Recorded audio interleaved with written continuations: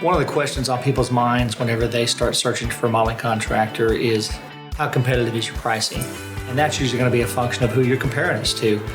Generally, we're going to find if someone is comparing us to a couple of guys in a pickup truck that won't be around in a year, yeah, they're going to have a cheaper price, no question about it. You get a contractor like us that's going to provide general liability insurance, we're going to provide architectural plans, we're going to provide design services. We got 14 years experience in the business. We got professional project managers. You're going to get a lot more value for what we're going to provide you with. People often say if you think it's expensive to hire a good contractor, hire a bad one first and see how that goes. So, and there's some truth to that. Unfortunately, we've come in on some of those situations and had to help someone clean up after that. And that's unfortunate because it gives all of us a bad name. We do our very best to instill quality and value with every client that we deal with.